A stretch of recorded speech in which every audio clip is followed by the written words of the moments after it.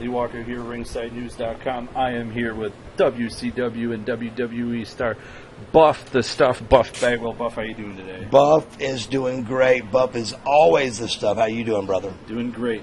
You were trained by the American Dream, Dusty Rhodes. What was that like to be trained by someone of such prestigiousness? Actually, I was not trained by Dusty Rhodes, so I was hired by Dusty Rhodes, and Dustin and Dusty both played an integral part of me becoming Marcus Alexander Bagwell. Dusty hired me. Dusty took me in.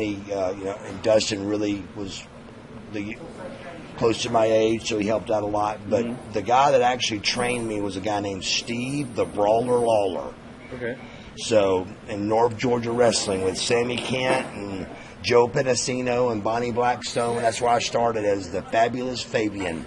Awesome. So Steve the Brawler Lawler actually trained me, but Dusty did hire me 29 years ago. Awesome. Little known fact, you actually held NWA Mid-Atlantic Tag Team titles with him. From the research I've done, you beat Ricky Nelson and Terry Taylor. I want to say it was 2005. That was in South Korea then. Yeah. That happened because that's where that was when we wrestled them. What was it like to be able to team with him and do all that? Just to be able to sit across the desk from him when he hired me. I remember he wasn't going to hire me that day. He's like, go back to Global and just finish their last couple of TV tapings. And then I was just 19. And just come back. Well, I said, Dusty, please, man. I said, they're going down. Just come on, man. So he signed me to a weekly deal to go to school, which was a foot in the door, 3 days at school. Barry Windham blows his knee out. I go on the road, and 29 years later, here I am. Yeah. So this is a fun part for me because Booker T can do this too, but you can also. You're a five-time WCW Tag Team Champion with the likes of Too Cold Scorpio, Scotty Riggs, Shane Douglas, the Patriot. And believe it or not, it's actually 6 because one of those guys was twice, either Stars and Stripes or American Males. One or the other was 2. I won it twice. So it actually is 6 with 5 partners is exactly That's what it was. It was 5 partners, which has never been done, I don't think. But I never get no credit for that. It's hard to adapt. Lex Luger does not wrestle like Too Cold Scorpio. Yeah. Too Cold Scorpio and Scotty Riggs ain't even close. Lex Luger and those guys, they're not even close. Yeah, and every tag team partner you had, everyone had a different style. Totally different style. But I think to go on that, I think that helped me become a better wrestler because I had to adapt to make the team work. Yeah. And they were Lex Luger was Lex Luger no matter what. Yep.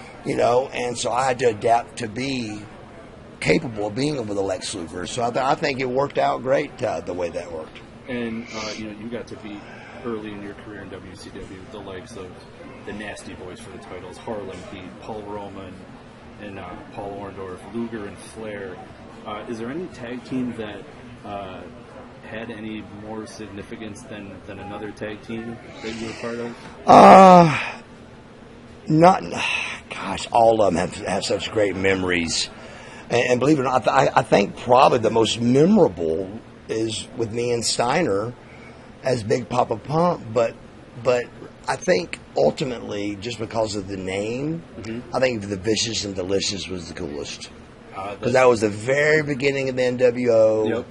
And the only reason why I didn't stay with him is because I broke my neck in a match with him as Vicious and Delicious against Lex Luger and Rick Steiner. Yep. So when I came back from that injury, Scott was in Japan. So he put me with Steiner, and there that went. So that name was just so cool.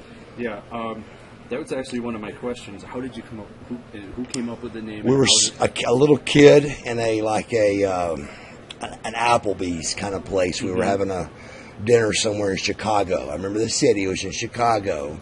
And this little kid came up, and he was just looking at me and Scott Norton, and he went, Vicious and Delicious. And I went, what did you say?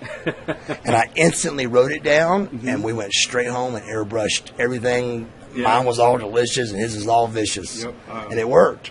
Yeah, that was actually one of my favorite tag teams, and I'm curious, how come with Steiner or Norton, how come there was never a point where you held tag team gold together? With Steiner or who? Norton also. With Norton, same thing. I think right when we got going is when I broke my neck. Mm-hmm. When we actually created the Vision Delicious. I mean, there wasn't a whole lot of time there before I broke my neck and was out 10 months. Yeah. I was off TV for 3, but I was out of the ring for 10. And then, but me and Steiner never won a title, Yeah. So I don't know. I don't know what it was. I think just, there wasn't a whole lot of great tag teams when I was coming up with WCW. So I think they put me over there just because there was nowhere to put no guys. Yeah. And all of a sudden, tag team wrestling became pretty cool. Yeah. And I was part of that wave of it. And your tag team match should be your best match of the card, I think, because you got 5 people that have got to work together. That's not counting managers. Yep.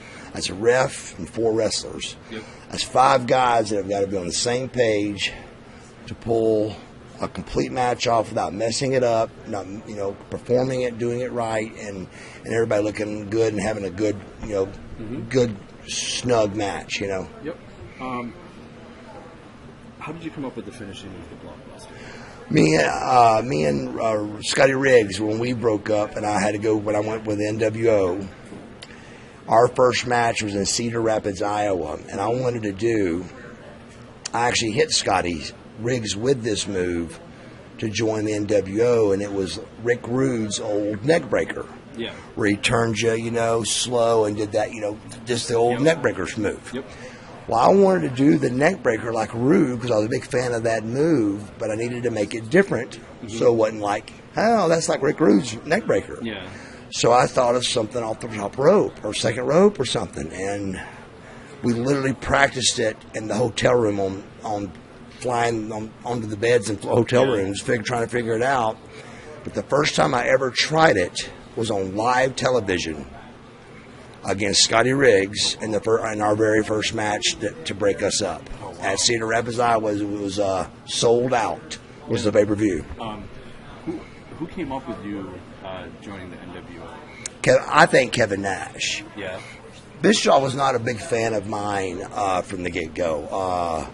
I always loved Eric, but Eric just, I was 10 years younger than these guys, and I wasn't a big burly wrestler. I was a bodybuilder kind of young kid, and so I didn't get a whole lot of respect because it was wrestlers were wrestlers, and they were big barrel-chested guys with maroon trunks and maroon boots, and all of a sudden here comes a guy with earrings and chokers and tattoos, and that was a little bit, taboo for that generation. But Nash is who broke it to me, and it was in Salisbury, Maryland. He came in the locker room and goes, "Do you want to be part of the NWO?" And I said, "Are you kidding me?" I said, "Absolutely." So that night that Eric Bischoff went out and gave everybody 30 days was in Salisbury, Maryland. Because that was the night I walked out and joined and turned against Scotty Riggs. I remember that night. Salisbury, Maryland. All the different guys coming out to join and stuff.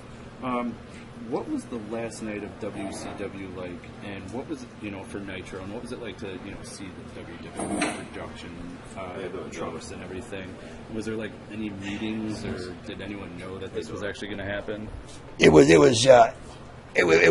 devastating, dude. It really was. It was. I got out of the car with Hulk. Not Hulk, but with Lex Luger, Goldberg. About $10 million worth of talent gets out of the cars to go to Panama City to go to our show, and we all at the same time see WWF trucks. Yeah. And we go, there's no way any of this can be good. Yeah. Keep in mind, even though we were friends, we all had our little niches and friends inside the office. So we all just got inside the building. We were, of course, late as usual, all of us. So we got there and we just all split off into our people and try to find out what was going on. Mm-hmm. People were crying and taking pictures of the belt and taking pictures with Flair, and the original Four Horsemen are trying, all of them wasn't there, but you could see everybody was trying to grab a hold of memories. Yeah. And that's what I remember and going. And wasn't much of that viewing until it was, Shane McMahon's got a meeting in this room here in a few minutes. You know, and within a couple of minutes, it was a meeting. And the meeting was about 2 minutes long. And he said, we bought the company. We own WCW. We're going to keep some wrestlers. We're going to fire some wrestlers. We're going to keep some refs. We're going to fire some refs. And good luck. And about half the boys clapped and half didn't, and it was just really awkward and weird. Yeah. And then, of all things, here comes the first sheet of the very first show of them owning our company, and me and Lex Luger are the tag team champs of the world, and we're not on the show. Yeah, that's. And I went, that can't be good. Yeah. So I go to the car, and Lex calls me, hey, we do got an interview we're doing. So I was like, thank God we're at least on the show, the very first show. So I start driving home after the interview, and my dad goes, where you at? And I said, I'm driving home. He goes, well, Vince just said 5 names at his event in Cleveland. Mm-hmm. Vince was in Cleveland, and Shane McMahon was in Panama City, where I was. Mm-hmm. Well, Vince was using it as like, well, who do you got down there? Sting, to see what kind of reaction it was going to get. Mm-hmm. And I'm nowhere near in the top 5 of Stings and Lugers. But in his voice it was Sting, Luger, Goldberg, somebody else, and me. Mm-hmm. And if you listen to it back, out of those 5 guys, I was one of the 2 biggest pops. And everybody like Lex Luger like top talent names like that told me, they go, if he said your name, you got nothing to worry about, brother. I was fired a week after my first match, and still don't know why. Yeah. Please call and tell me why I got fired. That was actually going to be my next question, because there was a falling out with Jim Ross over that, really.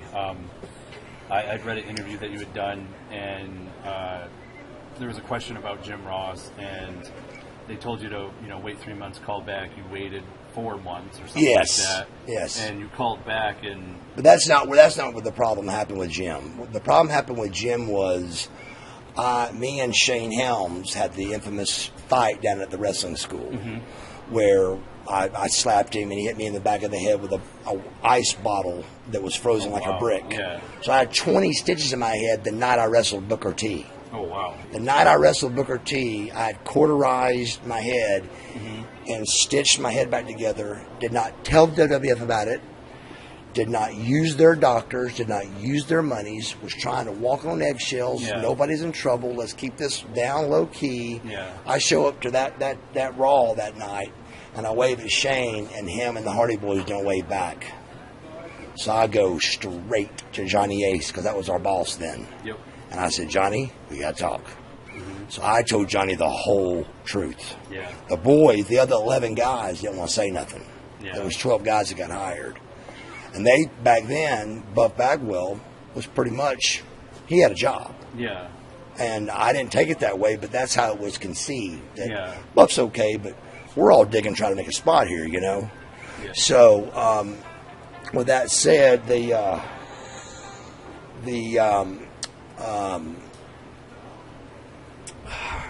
sorry. It's okay. Where are we at? Shane.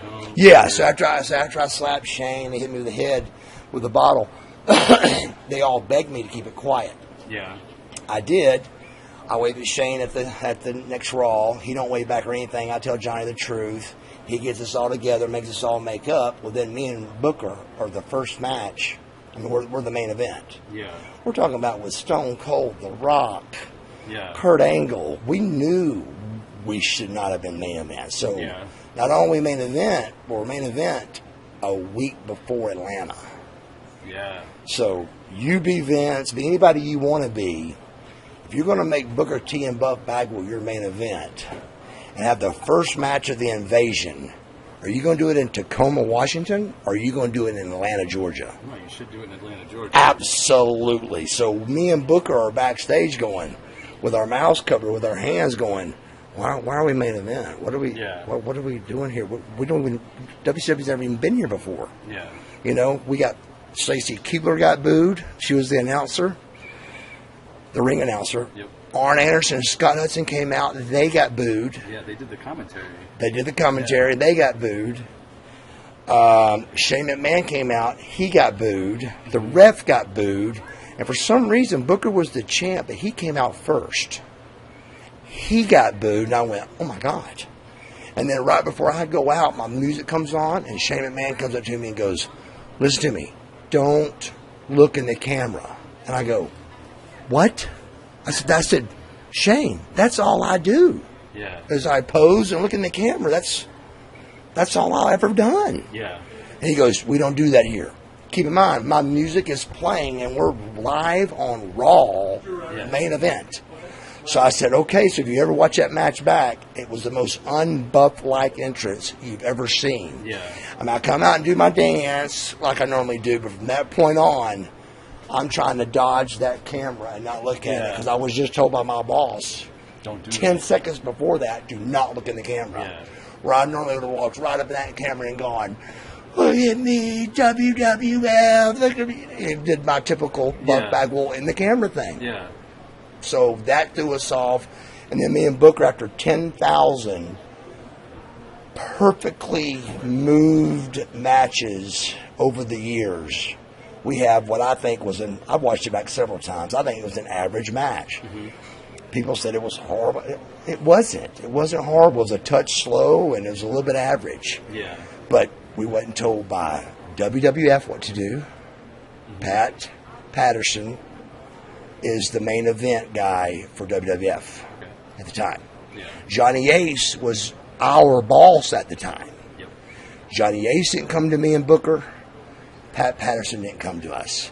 Stone Cold came to us and said, we're hitting the ring toward the end of y'all's match, and told us what happened. Buff, you join in on Booker. We'll throw Booker out the back, and then you act like you're in with us, but then we end up throwing you out the back too. Mm-hmm.